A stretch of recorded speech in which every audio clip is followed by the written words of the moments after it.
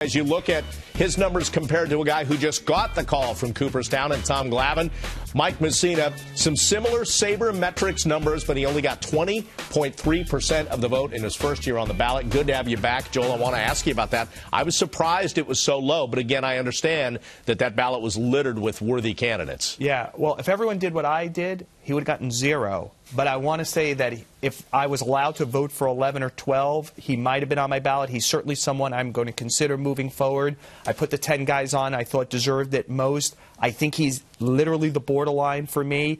And I've said this before, I think even on this show, is he's a guy who was hurt by the strike. He probably would have, he had a real shot of getting 20 wins, especially in 95 when he had 19, and in 94 when he had 14. He was age 26, 27. He was in his prime.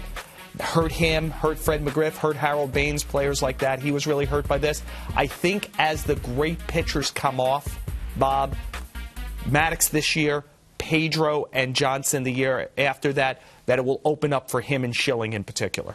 See, if I were to rank my guys, I voted for Mussina and Glavine. I would have ranked Mussina above Glavine. I think Mussina's career was just fantastic. And this is why I don't really look at wins, because those other numbers we see there.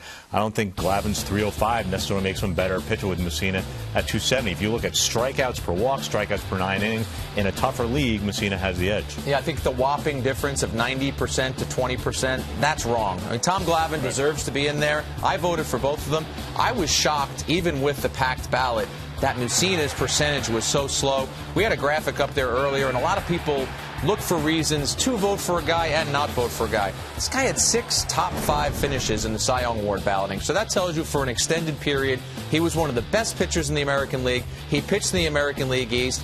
Look at that whip, 1.2. Kenny brought up the strikeouts to the walks. I mean, to me, this guy deserves to be in, but I think Joel is right. He's got a little bit of a weight ahead of him. Not only do you not jump from 20 to 75 right away, but there are other guys who are going to be ahead of him in line. And I think for any fans rooting for Moose, Joel, you bring up a great point. They'd say, how do you get from 20% to 75? That wouldn't be an unprecedented jump for any sort of player, but if your ballot is covered with guys like you mentioned, Randy Johnson, Pedro Martinez. Listen, he's got 14 more years. You're right. He'll have to wait. Yeah, I think there'll be some clarification here. Look, we have some cleaning going on already. 3 guys got in and Palmeiro fell off, right? So that's 4 off the ballot. Obviously, we're going to get 4 very strong candidates next year onto the ballot, which will muddy it up. But the year after that, it's not as much. I expect that 3 or 4 will get in next year. Some more will fall off.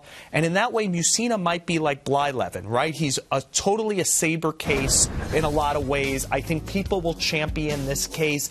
Kenny stated a lot of the case, strikeout to walk, and when you're able to contextualize his career, all in the AL, all in the AL East, in the steroid era, I think his number is going to be a steady rise, especially after the 2015 vote. Blyleven was the comparison I was going to make because I forget what his first year total was. I'm not sure if you guys remember. It was 12% or 22%. It was something very low. And Blyleven gradually got up the ladder until eventually people started to look at his numbers and say, wow, this guy deserves to be in the Hall of Fame. I think Mussina gets there eventually, but again, I just think it's something he's going to have to wait his turn.